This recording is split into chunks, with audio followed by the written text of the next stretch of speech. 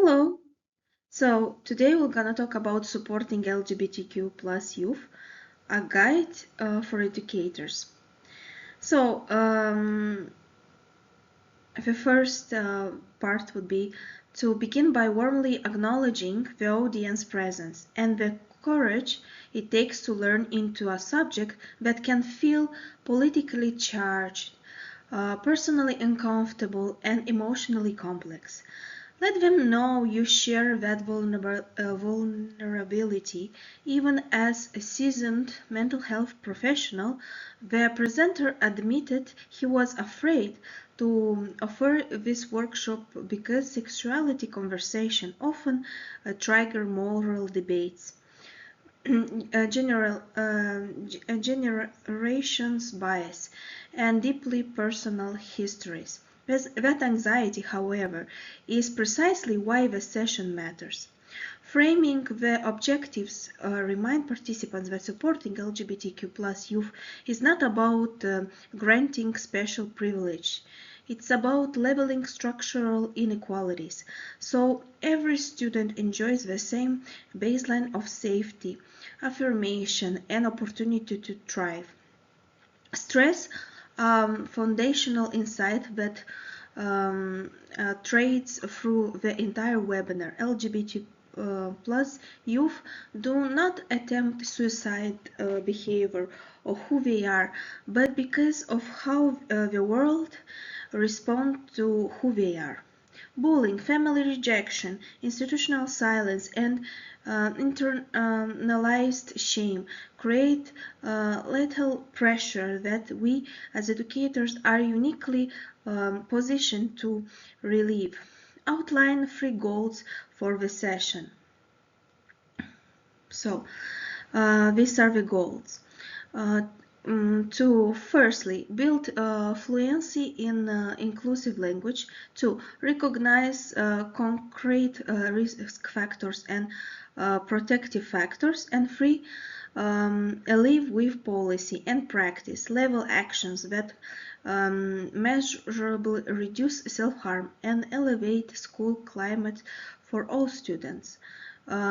Close the introduction by inviting honesty and curiosity. Questions and discomfort are welcome. Judgment and dismissal are not. Encourage participants to jot a reflection as they go, so questions and answers at the end can address real-world scenarios from the classrooms and hallways. So, understanding the language of sexuality. Lead with a provocative statement. Words can save lives or end them. Explain that language operates on two simultaneously tracks. Donation is literal dictionary meaning and connotation, emotional and cultural resonance. Many teachers master the former yet stumble off later. Unintentionally alienating the very students they hope to help. Give concrete examples pulled from the transcript. Homosexual is linguistically natural for homo from Greek meaning same, but its critical pathologizing echo can feel itchy or condemning. Conversely, queer, once an outright slur, has been reclaimed by many younger people as a badge of solidarity, yet remains painful for older generation who absorbed it as a hate speech. Use classrooms through experiment. A student saying "I'm queer" affirms identity, while a teacher saying "you are queer" can land as labeling or accusation, even if intention is benign. Encourage educators to ask what terms feel right for you rather than guessing. Highlight the evolving acronym LGBTQ, LGBTQ2S+, LGBTQA as evidence that language itself is living, responsive to new understanding of gender orientation and cultural nuance. Stress that precision is protective when students hear themselves named accurately and respectful. They experience visibility. When mislabeled, they hear erasure. Offer free practical tips. Minor as students' self-descriptors. Default to inclusive umbrella terms, partner with boyfriend, girlfriend in mixed groups.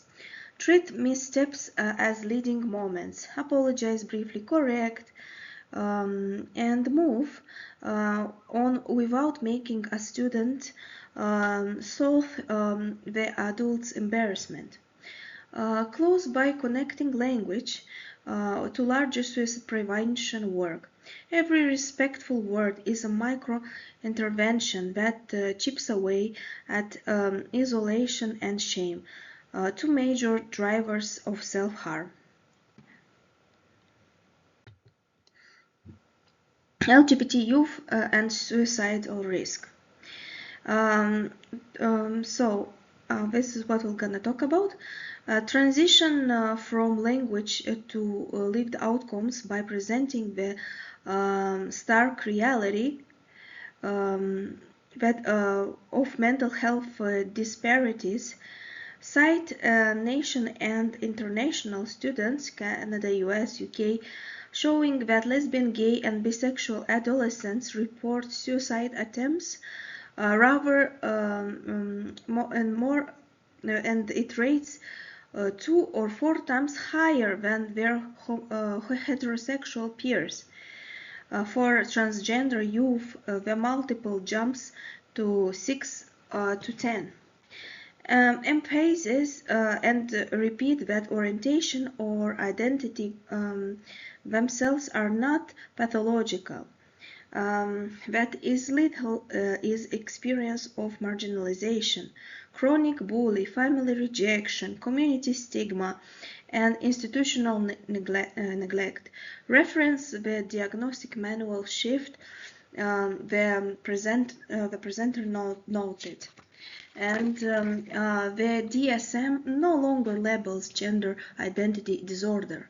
It now recognizes gender dysphoria, locating distress not in identity but in the conflict between one's internal sense of self and external environment. Use a quick narrative vignette.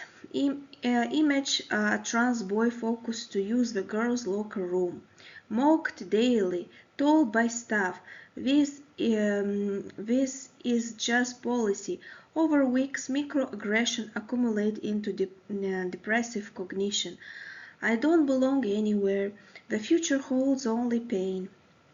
That cognitive distortion, not gender identity, precipitates suicidal thoughts. Introduce protective factors, supportive family, affirming peers, inclusive curriculum, and access to LGBTQ component mental health care, and note that each one can have suicidal risk. Preview upcoming slides that illustrate how school policies and culture can transform environments from risk-landed to resilience rich. Challenge participants to hold two truths simultaneously. LGBTQ+ youth are resilient, creative, and resourceful, and disproportionately at risk. The difference in outcomes often rests on the adults in the orbit. mapping on safe spaces in schools. Invite educators to conduct a mental health map of their campus. Where are cameras absent? Where does adult supervision drop? Where are students' bodies most vulnerable? Research and the webinar point to consistent hotspots: gender segregation, washrooms and locker rooms. At hallways during class transitions, school buses outside direct administrative control, and authentic fields where machismo cultures can dominate. Share key statistics from the Canadian student surveys. The presenter references 74% of transgender students reported verbal harassment. 20 to 25% experience physical assault on school grounds. Layer qualitative data. Students describe hearing that's so gay dozens of times per day, including from staff who may think the phrase is a no-cause. Explain the fear loop. Hearing casual slurs signals that authority figures either enclose prejudice or lack the will to intervene, so students stop reporting until classes escalate unseen. Discuss interim environmental fixes, single occupant, gender-neutral restrooms, teacher presence in hallways during breaks, bus driver training, but caution that physical tweaks without cultural change can merely shift the harassment elsewhere, or stigmatize students who use special facilities. Encourage school to pair environmental audits with students' voice data. And anonymously climate surveys, focus groups, and suggestions boxes help identify hidden danger zones. Close by asking educators to verify safety not as a checklist but as a continuous process. Spaces evolve, student population change, and vigilance must be iterative.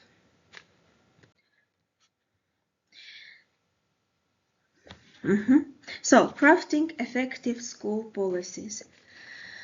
Frame policy as both shields and compass. It protects target students and guides adult decision makers under pressure. Enumerate 5 policy pillars that distilled from the webinar and subsequent research. Explicit anti-phobia, transphobia language in codes of conduct. Generic no bullying rules fail because staff and students may not recognize harassment when it is identity-based. LGBTQ+, including curriculum across grade levels and subjects.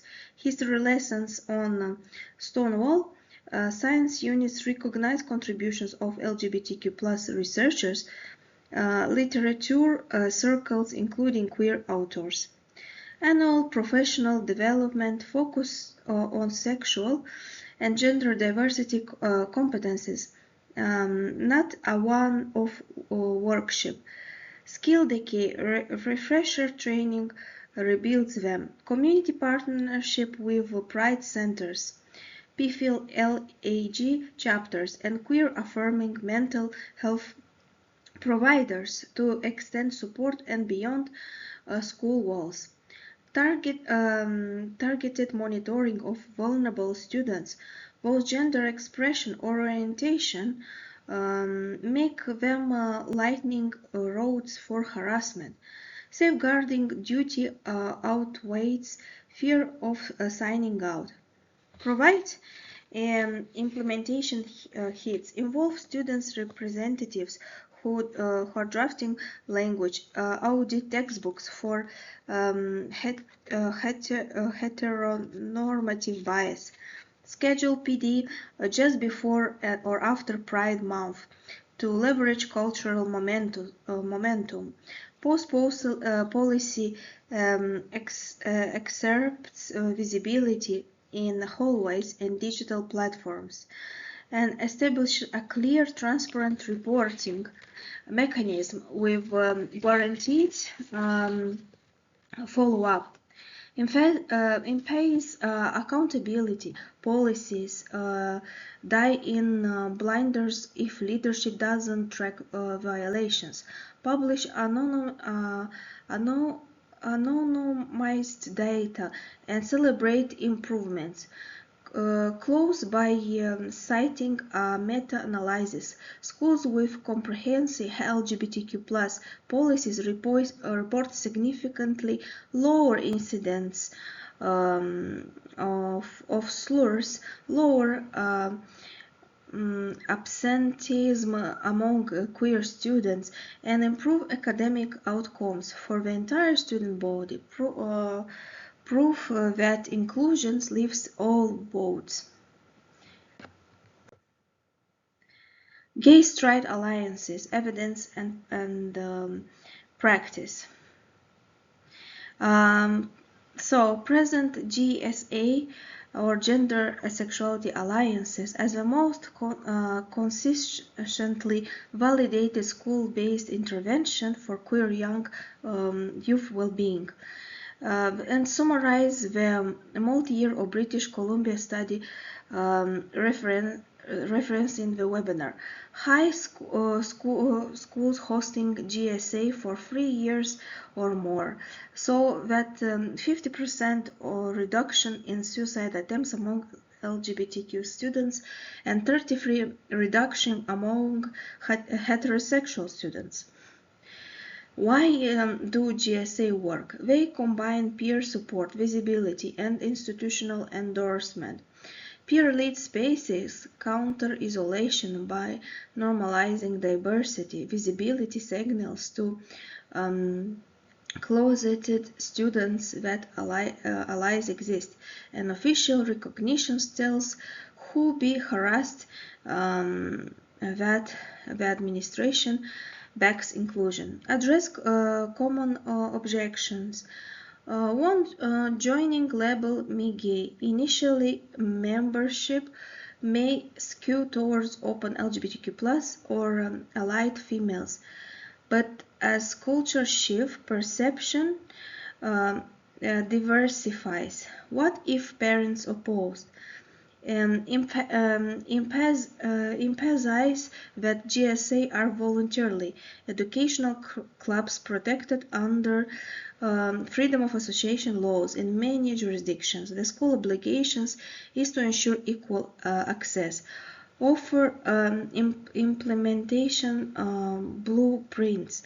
Recruit a dedicated faculty advisor trainer in confidentially rotate leadership to sustain momentum, integrate intersectional topics, race, disability, faith, so the club remains relevant, and link activities, days of science, pronoun buttons, diverse, to broader school-wide events to maximize reach. Link activities, day of, and note the critical mass effect. The first year may involve a handful of students. By year 3, the club often becomes respected stakeholders in policy discussions. Encourage administration to approve modest funding for snacks, printing, and trips to regional youth conferences, and also small investments with large returns in school climate and student safety. Effective communication approach and 5 keys to life-saving communication. Shift from the systematic to interpersonal practice, drawing the 5 communication keys highlighted in the webinar into a richer framework. First, meet the student where we are. Begin every conversation with open-ended prompts. How would you like to refer to, how would you like me to refer to you? What feels hardest right now? Avoid front-loading with assumption about labels or timeless. Respect pacing and privacy. Adolescents navigate identity development unwillingly. If a student discloses orientation or one teacher that does not guarantee lessons to share with colleagues or parents unless safety is at immediate risk. Respond to expressed, not pursued needs. Some students want policy change, others want a single safe adult. Ask what would make school feel safer tomorrow, and co-create a realistic first step. Model brief guilt-free repairs. When you misname a misgender, correct yourself. Sorry, she. Thanks for catching me. Then continue. Long apologies can shift emotional labor out to the students. Avoid minimizing comparison. Emphasis like lots of kids feel that way. Intend comfort but can invalidate pain. Instead validate uniqueness. Your feeling makes sense given that you've been taught. Layer suicide prevention techniques. Listen for hopeless cues. It won't matter soon. And respond with direct, non-shaming questions. Are you thinking about killing yourself? If risk is present, collaborative on a safety plan that includes removal of a lethal means, identification of distraction strategy, and scheduling of follow-up. Remind teachers they are connectors, not solo clinicals.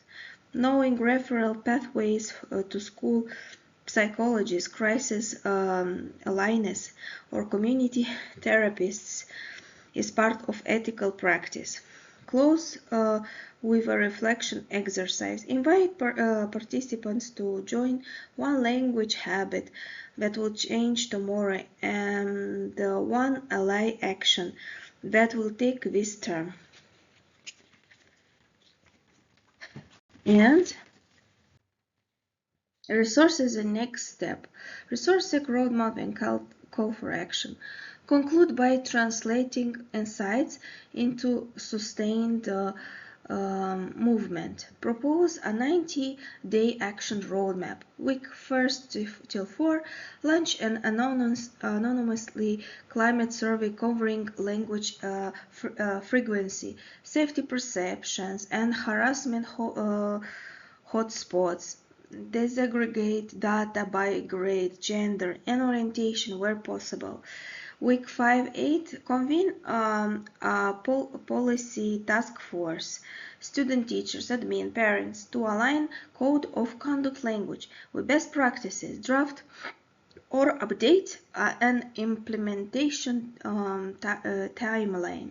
And week 9-12, establish or relaunch a GSA, securing a trained advisor and meeting space. Simultaneously designate at least one all-gender single-stall washroom and publicize its availability.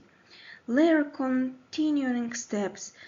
Schedule annual staff PD each September. Integrate LGBTQ plus authors into English syllabi by January, and budget for Prime Month visibility events, flag raising, hallways display, morning announcements celebrating queer historical figures, Provide a curated quick reference list for educators to distribute, like National Crisis Lines, the Trevor Project, Trans Lifeline, local LGBTQ+ centers, moderated online communities for students in supportive homes, and guides for parents seeking to affirm a newly out child.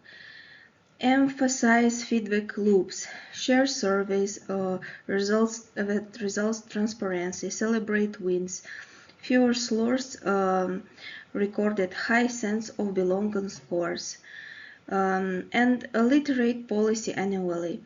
And with an empowerment message, every inclusive policy, every respectful word, every visible ally sticker chips away systematic risk and signals to students, especially the quiet watchers who have not yet come out, that their lives are valued, their figures imaginable, and their schools ready to fight for both.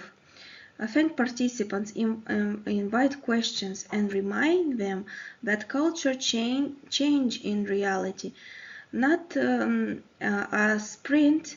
Their next baton pass could vary, literally save a life. Thank you.